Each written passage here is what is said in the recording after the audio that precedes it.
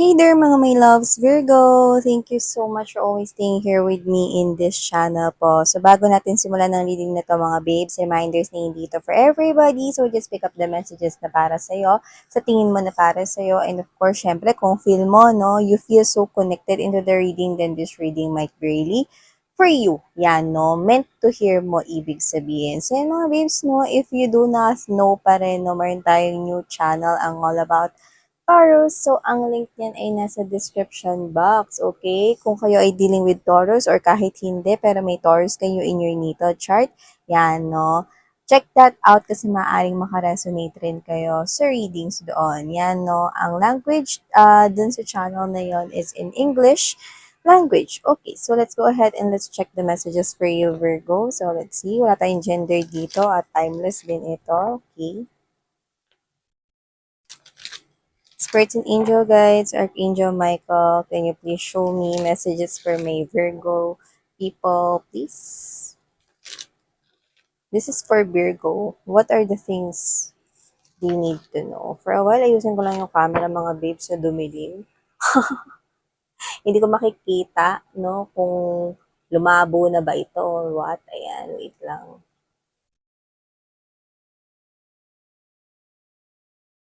Okay, so let's continue. Commercial. Tell me something about my Virgo people, please. What this Virgo needs to know. Virgo, mukhang meron kayong hindi kinakausap ngayon, dumidistansya kayo from this person here. Yeah, or this person here is keeping his or her distance from you. We're gonna find out kung sino yung umiiwas na yan. It's either ikaw. Pwede kayo mag-flip ng role, especially kung may cross-watchers dito. This is general reading right here. May umiiwas at maaaring ikaw yun or siya yun. Let's see. Natignan na natin lahat ng energies right here. Ooh, we've got the Empress. Wow, abundance, prosperity. It is okay. Wow. Oh, ganda guys. Ganda nung nakuha kong mensahe dyan. Pero latag naman na natin lahat. Okay.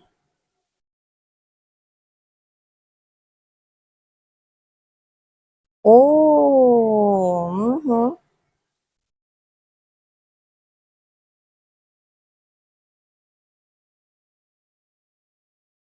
Naku, ang daming naa-attract sa'yo.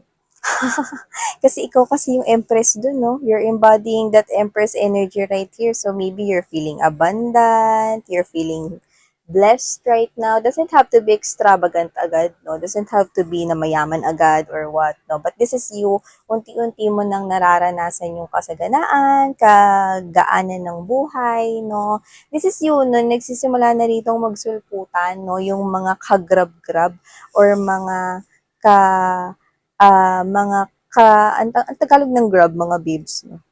Mga, wag na nga, hirap sa Tagalog. Mga opportunities rito na nakikita ko ritong ginagrab or ginigetching mo. Yan, no? Gamitin ko na lang yung words ko, getching. So, yun nga mga babes na with this Empress energy, well, hindi naman nakakagulat na marami kang naa-attract dito. Of course, because you are embodying this Empress energy. But I do not get na may pinapansin ka sa mga yan. Yan, no, whether you knew these people here na meron silang infatuation or crush sa'yo, like, wala. You don't care at all. Either you're aware of this or not, okay? Hindi ko nakikita na binibigyan mo sila rito, I mean, siya or sila rito, no, ng atensyon niya, no. Bagkus nakikita ko rito na ikaw ay nagpo-focus lang sa pag-grow ng iyong finances or yung iba nagpo-focus dito sa growth ng healing, yan, no, or sa sarili mo ritong wealth.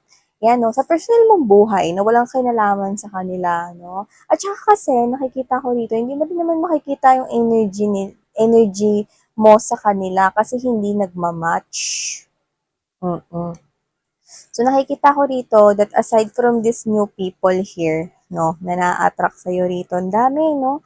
Kasi nga, Eto ka na nagsisimula kang bumangon, nagiging positibo ka na ulit sa iyong buhay dito, 'no, tsaka nakakuha tayo ng new beginning for you guys, 'no. Hindi ito naging madali with that Five of Wands energy. There are lots of conflicts, pero may new beginning tayong nakikita for you. See, you have here the Empress, the Five of Wands energy, a lot of conflict, pero mapagtatagumpayan mo yung lahat yan. Matatapos yan at magkakaroon rito, magke-create ng new beginning. I'm seeing your life, no, na bumabalanse rito, Virgo. Very good.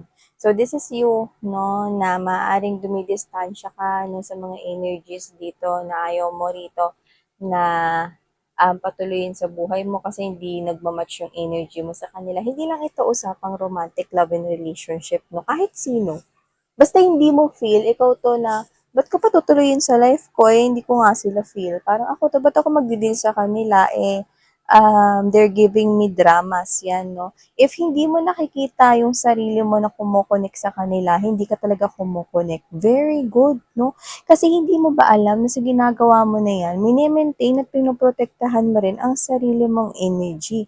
At nagbibigay ka rito sa energy na to, no, na doon ka nagpo-focus sa mga may sense, sa kapaki-pakinabang rito ng mga gawain, mga oportunidad na nakikitaan mo ng growth when it comes to finances, any areas of your life right here. Yan, no? Nakuha ko dito ng confessions of love.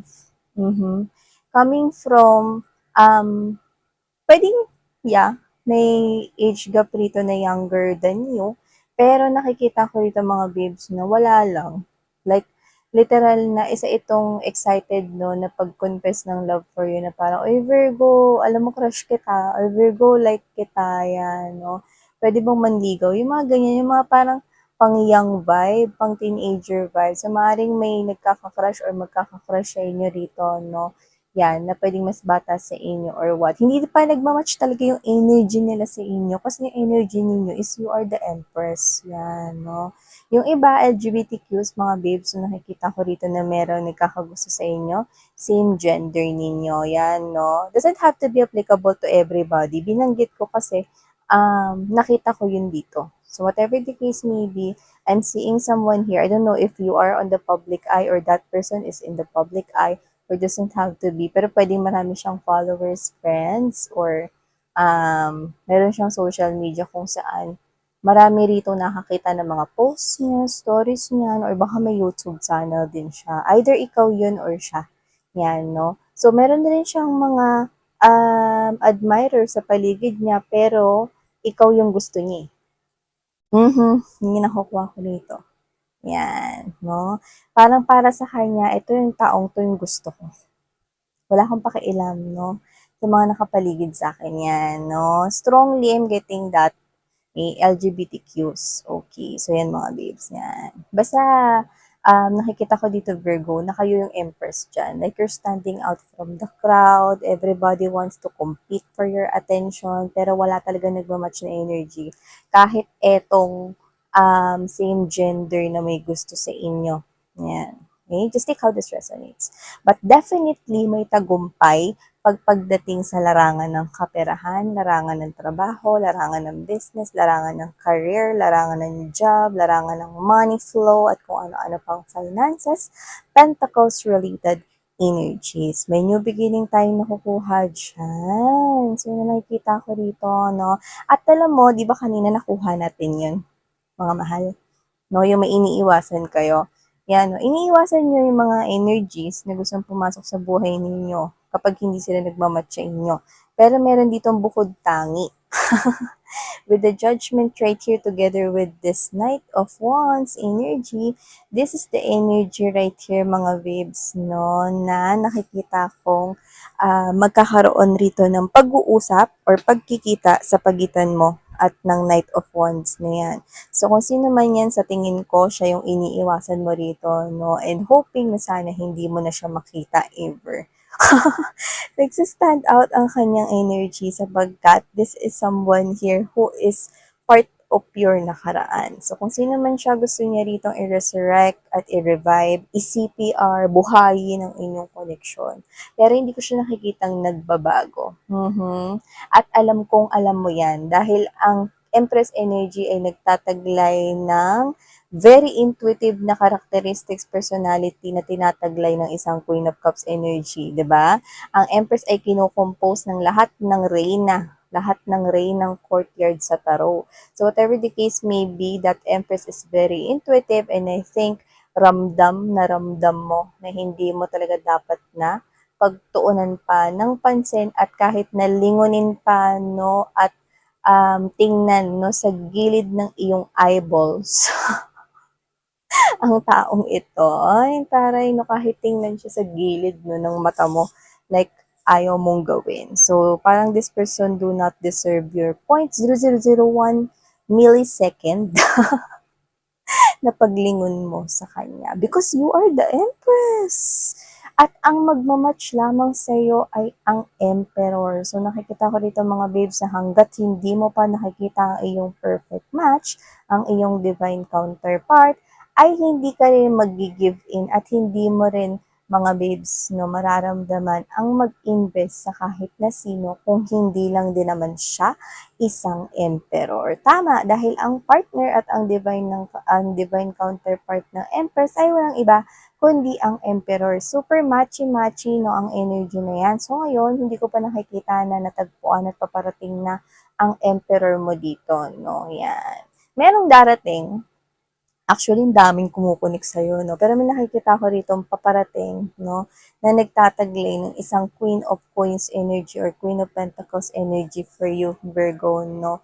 Almost, okay, magpapakita rito ng halos mga ini-embodies ng Emperor, pero hindi pa talaga siya yung perfect match mo at alam mo yon dahil isa kang Empress. Ang kagandahan kasi doon, ang Queen of Coins energy ay nagtataglay ng mga katangian, no, na very grounded, masinop, alam kung paano mag-manage ng financial, at someone here na faithful when it comes to romantic relationship. Yan, almost na parang emperor pero hindi pa din. Kaya hindi ka pa rin mag-give in doon. Yan. Okay. Ang daming taong gustong maambunan ng atensyon mo rito, no? Pero wala ka pa rin bibigyan dito ng iyong puso. Okay lang yan, no? Dahil alam mo naman mga babes, no, na darating, may tiwala ka, you're trusting the universe. Darating ang taong talagang mag-fit at swak na swak, no, mga babes, no, na magiging kamachi-machi ng energy mo, Virgo. So, thank you so much, honey! Ito ang mga energy readings natin for you, Virgo. Sa ngayong love and life. Ay,